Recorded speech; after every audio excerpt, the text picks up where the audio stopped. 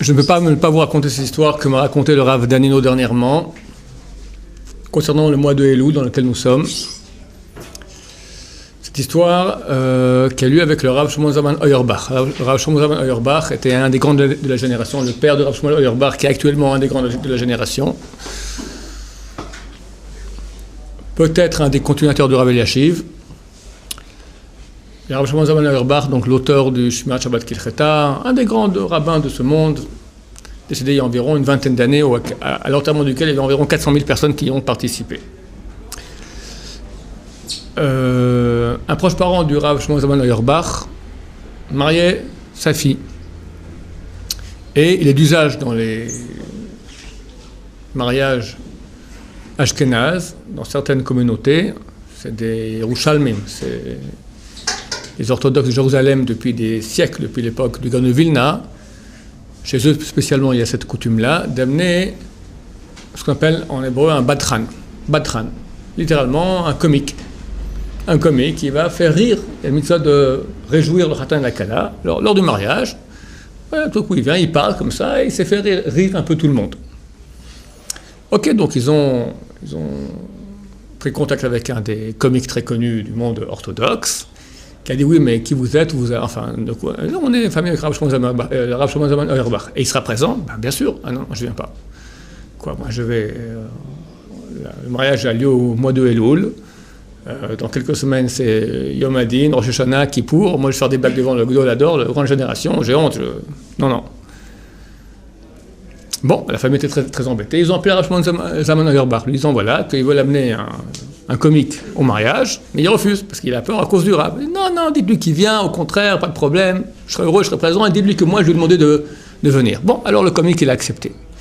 Ouais, le mariage, le Rav, il est présent, il est béni, et au milieu du mariage commence le comique. Le comique raconte une histoire très marrante. Il dit comme ça, un jour, on appelle un monsieur qui a une fille à marier, un chatran, un organisme de mariage, de rencontre matrimoniale. Écoutez, voilà, j'ai un garçon pour votre fille, il vient de la yeshiva, une des meilleures yeshivot d'Israël. Le garçon, c'est un gaon, un génie.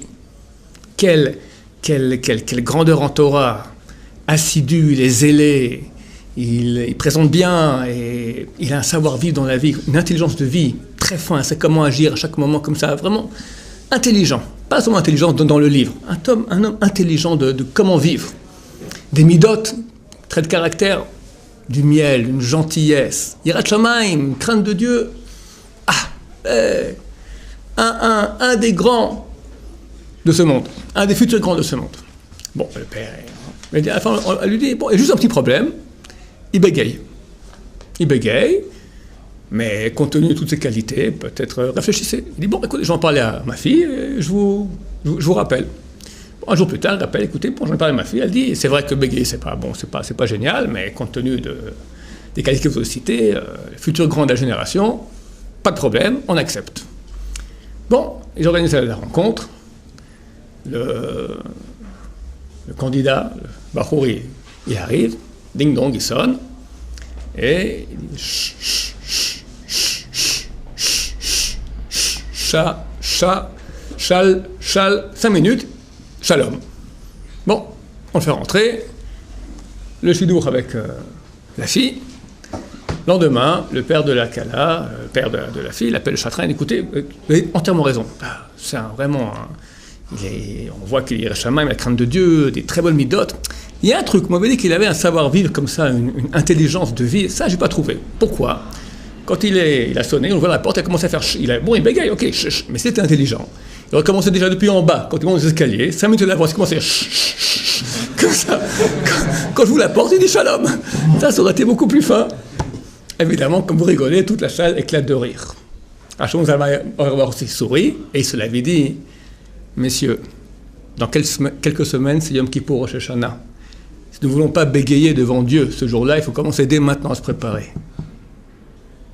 Ça veut dire, on ne peut pas commencer 2-3 jours en Rosh Hashanah à se réveiller, qu'est-ce que je prends pour l'année prochaine? Qu'est-ce que je vais changer? Où j'en suis, mon bilan? C'est maintenant. Si on ne fait pas ça cette semaine-là, dans la semaine prochaine, on dira, il n'y a plus que 10 jours. Dans une semaine, il n'y a plus que 10 jours. On dira, bon, 10 jours, qu'est-ce que je peux changer par rapport à une année? C'est mort. Quand c'est maintenant, On est encore à 2 semaines et demie, c'est le bon moment pour commencer à bien, un peu avance, on est encore trop éloigné. Maintenant, ces jours-ci, c'est maintenant qu'il faut commencer à faire son bilan, regarder qu'est-ce qu'on prend ce soir pour l'année prochaine. Un petit truc.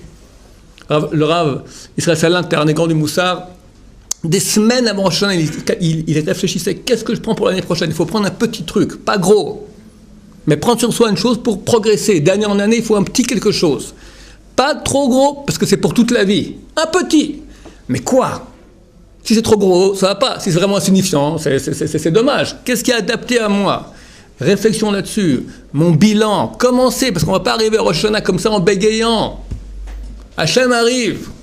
Et si on a la chance, Mashiach arrive aussi. Alors on va être comment? Comme des nuls?